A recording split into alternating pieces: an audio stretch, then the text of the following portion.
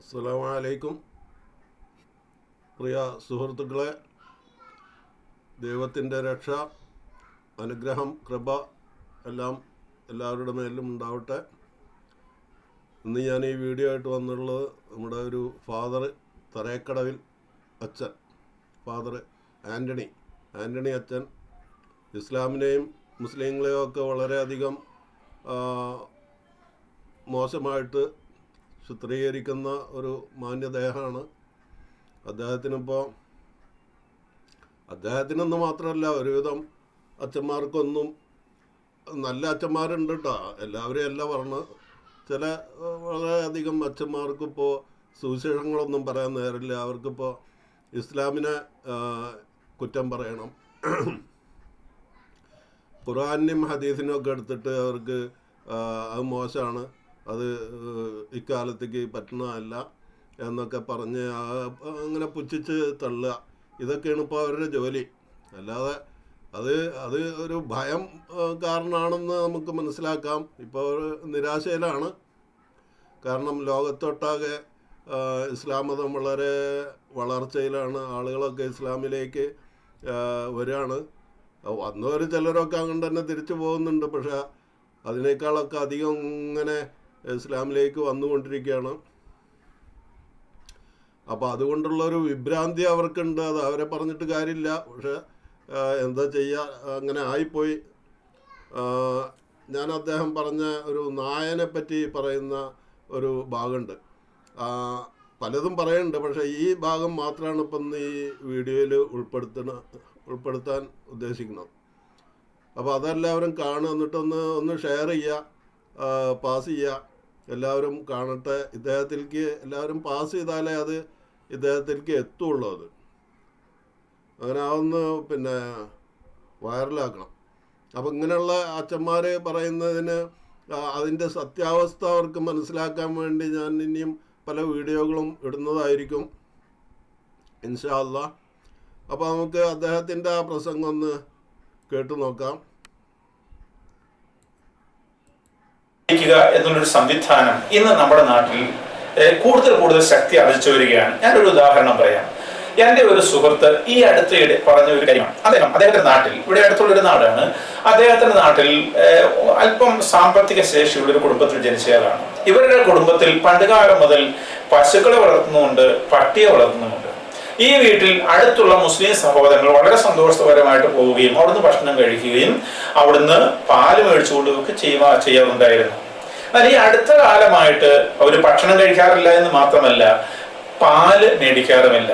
അതിന്റെ കാരണം അന്വേഷിക്കുമ്പോൾ അവർ പറയുന്നത്, അത് നിങ്ങളുടെ വീട്ടിൽ പട്ടി വളർത്തുണ്ട്, പട്ടി സ്വീകാര്യമല്ല എന്നുള്ളതാണ്, പട്ടി ഹറാമാണെന്ന് അവർ പറയുന്നത്. അതെന്താണ്? അപ്പൊ ഈ പട്ടി പ്രശ്നം ഒന്ന് പഠിക്കണമല്ലോ എന്ന് നമുക്ക് തോന്നുന്നു. പട്ടി സാധാരണ മനുഷ്യന്റെ ഏറ്റവും വിശ്വസ്തനായ ഒരു സുഹൃത്താണ്, സ്നേഹമുള്ള ഒരു ജീവിയാണെന്നൊക്കെയാണ് നമ്മൾ മനസ്സിലാക്കുന്നത്.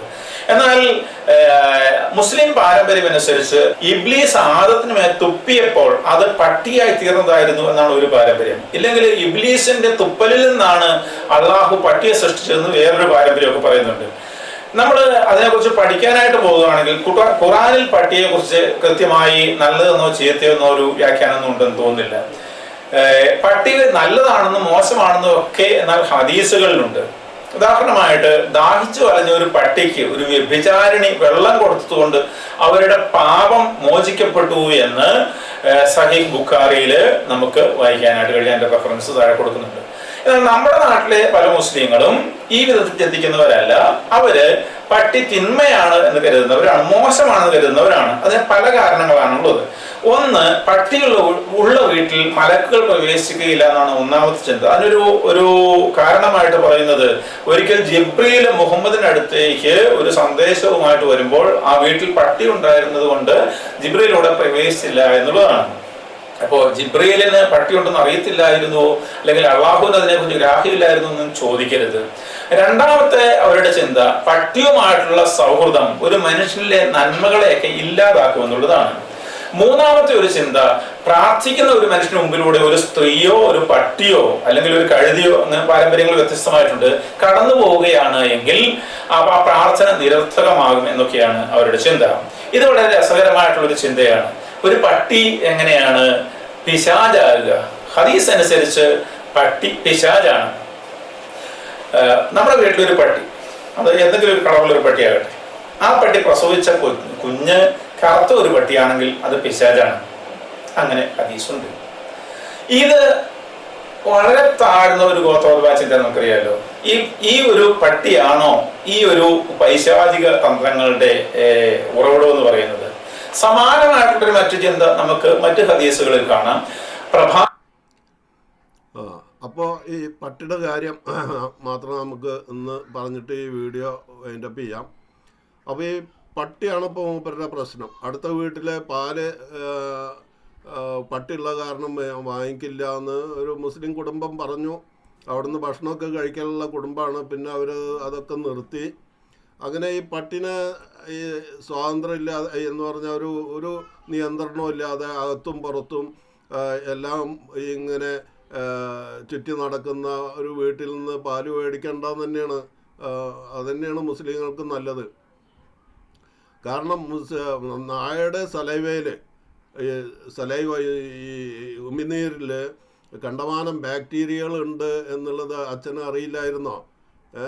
അത് മുഹമ്മദ് നബി പറഞ്ഞത് ഒക്കെ ശരിയാണ്. അത് ഇങ്ങനെയുള്ള ദോഷങ്ങളൊക്കെ ഉണ്ട് എന്നുള്ളത് ആധുനിക സയൻസ് ശാസ്ത്രജ്ഞന്മാർ അത് തെളിഞ്ഞതുകൊണ്ട് മുഹമ്മദ് നബിക്ക് എവിടെ നിന്നാണ് ഈ അറിവൊക്കെ? അന്നത്തെ കാലത്ത് അച്ഛൻ പറയുന്ന പോലെ ആ ഗോത്ര ചിന്തയുള്ള കാലത്ത് ഈ നായക്ക് ഇങ്ങനൊരു കുഴപ്പമുണ്ട് എന്ന് എങ്ങനെയാണ് മുഹമ്മദ് നബി അറിഞ്ഞത് എന്ന് ചിന്തിച്ചിട്ട് അത് അറിഞ്ഞിട്ട് പലരും ക്രിസ്ത്യാനിറ്റിയിൽ നിന്ന് മുസ്ലിമായവരുണ്ടോ. അതിൻ്റെ വീഡിയോ ഞാൻ ഇടുന്നുണ്ട്. അപ്പോൾ ഇതൊന്നും മനസ്സിലാക്കാതെ അച്ഛൻ ഇങ്ങനെ വെറുതെ വിളിച്ച് പറയാം. പിന്നെ ഈ കറുത്ത നായ എന്ന് പറഞ്ഞാൽ ഒരു പട്ടി പ്രസവിച്ച് അതിലൊരു കറുത്ത പട്ടിക്കുട്ടി ഉണ്ടെങ്കിൽ അത് പിശാചാന്നല്ല പറയണത്. അതിനൊരു പ്രത്യേക വലിപ്പ കൂടുതലും പിന്നെ കണ്ടാൽ ഈ ചുവന്ന കണ്ണുകൾ അല്ലെങ്കിൽ മഞ്ഞ കണ്ണുകൾ ഇതൊക്കെ കണ്ടാൽ കുട്ടികളൊക്കെ പേടിക്കും. അതാണ് മുഹമ്മദ് നബി പറഞ്ഞിട്ടുള്ളത്. അത് പിശാച് ആണെന്ന്. മനുഷ്യരിലുണ്ട് പിശാചുക്കൾ, ജിന്നുകളിലുണ്ട് പിശാചുക്കൾ, മൃഗങ്ങളിലുണ്ട് പിശാചുക്കൾ. അപ്പോൾ ഇതിലെല്ലാം പിശാചുക്കളുണ്ട്. അപ്പോൾ മുഹമ്മദ് നബി അങ്ങനെ പറഞ്ഞത് തെറ്റെന്നൊന്നും പറയാൻ പറ്റില്ല. ആരപ്പോൾ ഈ തെറ്റാന്ന് പറയണത് അല്ലേ? നമ്മൾക്കൊക്കെ എന്താണ് അതിനുള്ള അവകാശമുള്ളത്? അപ്പോൾ ഇനി ഞാൻ പിന്നെ ശാസ്ത്രജ്ഞന്മാരെ അത് തെളിയിച്ചിട്ടുള്ള ഒരു വീഡിയോ ഞാൻ കാണിക്കാം. അപ്പോൾ അതും കൂടി ആവുമ്പോൾ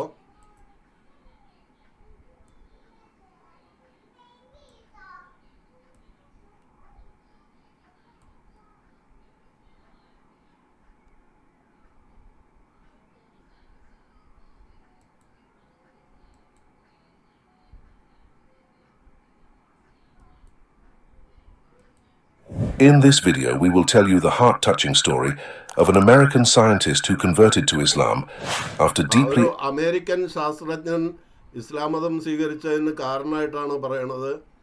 എന്താണ്? Analyzing the hadith of Prophet Muhammad, peace be upon him, about the saliva of നബിയുടെ ഹദീസ് മനസ്സിലാക്കിയിട്ട് dogs.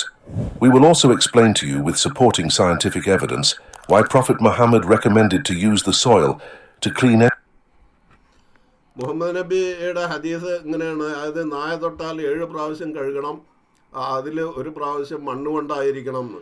അപ്പോൾ ഈ 7 പ്രാവശ്യം, അപ്പോൾ ഈ സയൻറ്റിസ്റ്റ് എന്താ ഇങ്ങനെ മനസ്സിലായപ്പോൾ എന്തുകൊണ്ടാണ് ഇപ്പോൾ 7 പ്രാവശ്യം കഴുകിയിട്ട് മണ്ണ് കൊണ്ട് കഴുകുന്നത് എന്ന് ഇങ്ങനെ ചിന്തിച്ചിട്ട് അദ്ദേഹം ഒരിക്കൽ ഈ നായ്ക്ക് ഭക്ഷണം കൊടുത്ത ആ പാത്രം കഴുകി, പക്ഷേ മണ്ണുകൊണ്ട് കഴുകിയില്ല. എന്നിട്ട് അദ്ദേഹം ആ പാത്രം പിന്നെ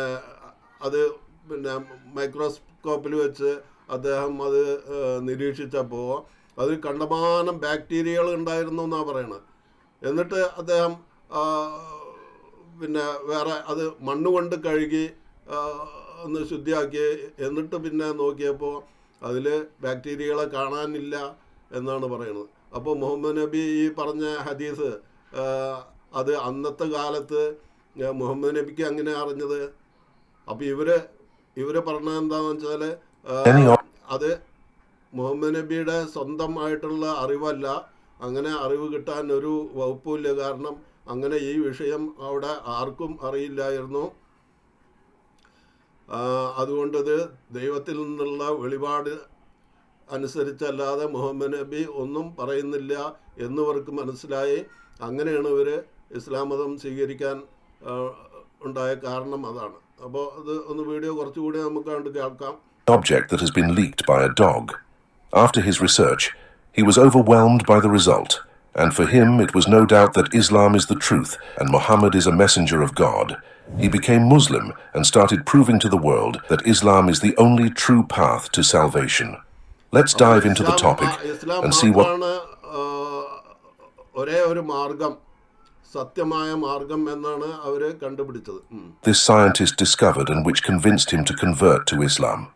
Dr. Robert Sam, an American scholar who was a specialist in microbiology, moved to Egypt for work. Dr. Robert Sam to Islam. Dr. Robert Sam, American microbiologist ആണ് അദ്ദേഹം. An American scholar who was a specialist in microbiology, moved to Egypt for work. One day, as he was with his Muslim friends, they discussed about dogs, and he was told that in Islam dogs are not permissible to keep because their saliva is considered impure. They presented to him a hadith from Prophet Muhammad sallallahu alaihi wasallam, which says, മനസ്സിലാവാണ്ടായ കാരണം ഇദ്ദേഹം ഈജിപ്തിലേക്ക് ഒരിക്കൽ പോയപ്പോൾ അവിടുത്തെ കൂടെയുള്ള മുസ്ലിം ശാസ്ത്രജ്ഞന്മാർ അവർ ഈ ഡോഗിനെ പറ്റി സംസാരിച്ചപ്പോൾ ഡോഗ് നല്ലതല്ല, അതിൻ്റെ സലൈവയിൽ കണ്ണുമാനം ബാക്ടീരിയകൾ ഉണ്ടാവും. അപ്പോൾ അത് ഏതെങ്കിലും പാത്രത്തിൽ തലയിട്ടിട്ടുണ്ടെങ്കിൽ അല്ലെങ്കിൽ അത് നക്കിയിട്ടുണ്ടെങ്കിൽ ആ പാത്രം 7 പ്രാവശ്യം മണ്ണിട്ട് 7 പ്രാവശ്യം കഴുകണം, അതിൽ 1 പ്രാവശ്യം മണ്ണുകൊണ്ട് കഴുകണം എന്നാണ് റസൂൽ സല്ലല്ലാഹു അലൈഹി വസല്ലമയുടെ ഹദീസിലുള്ളത് എന്ന് അവർ പറഞ്ഞപ്പോൾ ഇദ്ദേഹത്തിന് വളരെ ഒരു ഉത്കണ്ഠ ആയി. അദ്ദേഹം അതിൻ്റെ ബുക്കുകളൊക്കെ The purification of the vessel of one of you, if a dog licks it, is to wash it 7 times, the first time with soil. And in another hadith, Prophet Muhammad, peace of Allah be upon him, said, if a dog licks the vessel of one of you, let him wash it 7 times and rub it with soil the 8th time. After hearing these words, the scientist remained silent for a moment, staring at the hadith. Tempting questions began to arise in him. If any tool is affected by the tongue of a dog, why is it commanded to wash it 7 times? And after washing it with water, why did Prophet Muhammad still order to wash it once with the soil? Wouldn't just using water be enough? Dr. Sam wondered. Out of curiosity, he finally decided to practice by taking one of the tools of his house and let it be licked by a dog. ഇത്രയാണ് അത്. പിന്നെ ഞാൻ നേരത്തെ പറഞ്ഞ തന്നെ അദ്ദേഹം മണ്ണിട്ട് കഴുകാതെ ആ പാത്രം ടെസ്റ്റ് ചെയ്തു. അപ്പോൾ ബാക്ടീരിയ ഉണ്ടായിരുന്നു. പിന്നെ മണ്ണിട്ട് കഴുകിയപ്പോൾ അതിൽ ബാക്ടീരിയ ഇല്ല. അപ്പോൾ ഹദീസ് മാത്രമല്ല, ഖുർആനും മുഹമ്മദ് നബിയും പറഞ്ഞത് എല്ലാം വളരെ പരമാർത്ഥമാണ്, സത്യമാണ്. അത് ദൈവത്തിൻ്റെ പക്കൽ നിന്നുള്ളത് തന്നെയാണെന്ന് ആ സത്യം മനസ്സിലാക്കി അവർ ഇസ്ലാം മതം സ്വീകരിച്ചു. ഇതാണ് പറയുന്നത്. അപ്പോൾ ഇന്നത്തെ വീഡിയോ ഇത്രയും ഒരു ചെറിയ വീഡിയോ ആക്കിയതാണ്. ഇനിയും ഇതിൻ്റെ ബാക്കി മറ്റേ അച്ഛൻ പറയുന്ന തറയക്കടവിൽ ആൻ്റണി അച്ഛൻ പറയുന്നതിന് ഇനിയും പറയാനുണ്ട്. അത് അടുത്ത വീഡിയോയിൽ ഇൻഷാ അല്ലാഹ് ഉണ്ടാവും. അസ്സലാമു അലൈക്കും വറഹ്മത്തുള്ളാഹി വബറകാതുഹു.